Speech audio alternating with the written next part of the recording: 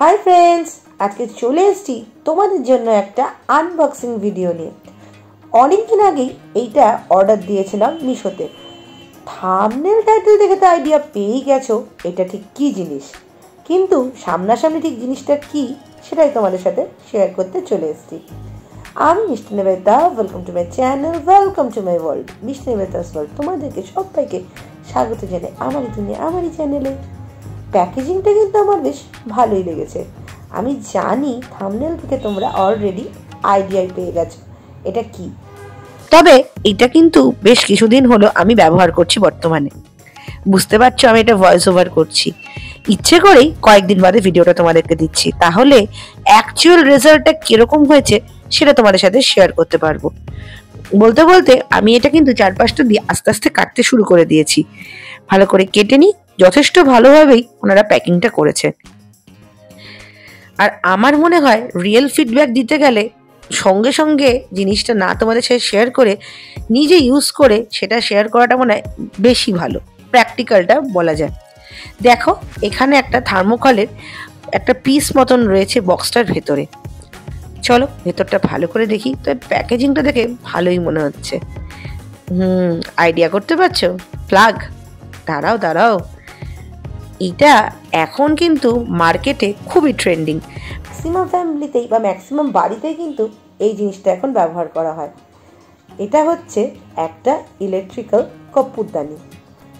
এটাতে এসেনশিয়াল অয়েলও সাধারণত ব্যবহার করা যায় বলে শুনেছি, কিন্তু প্র্যাকটিক্যালি সত্যি কথা বলতে একদমই ইউজ করা হয়নি। এর সাথে একটা ওয়েলকাম নোট দিয়েছিল কোম্পানি থেকে। আর এইটা কিন্তু বেশ সুন্দর। আমি আগে একটা কিনেছিলাম, বাট সেটা আমার ঠিক পছন্দ না হয় আমি এটা রিটার্ন করে দিই।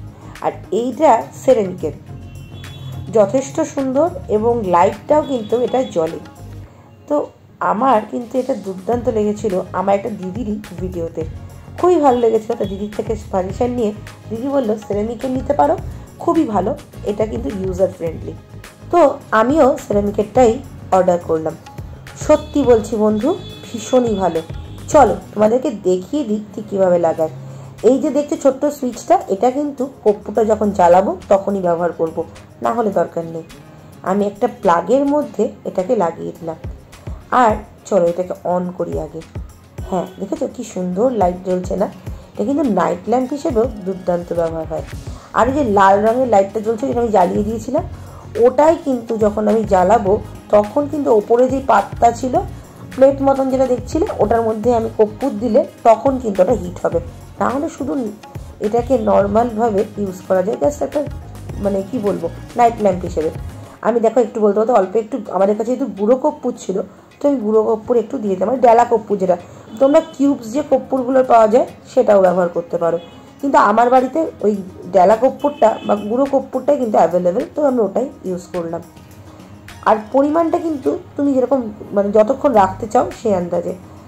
আমি কি করি সাধারণত, এইটা যখন একটু গরম হয়ে যায়, একটা জিনিস দেখাবো তোমাদের, যে এটা দেখবে একটু বাদে ধোঁয়া উঠতে শুরু করবে কর্পূরটা উবে যাওয়ার জন্য। ভয় নেই কোনো কিছু না। ওটা আমি প্রথম দিন আমিও ভয় পেয়েছিলাম, দিদিকে জিজ্ঞাসা করলাম, না ওটা ধোঁয়াটা বেরোবে, ওটা কমন ব্যাপার, ওটাই মানে অ্যারোমাটা ছড়াচ্ছে।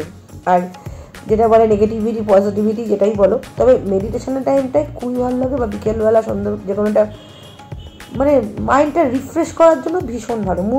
মুড সুইং বিশেষ করে যারা খুব হয় তাদের তো আমি বলবো খুব ভালো একটা জিনিস, ইউজ করে দেখতে পারো। মানে আমি পার্সোনালি ইউজ করে সে থেকে কথাটা বলছি।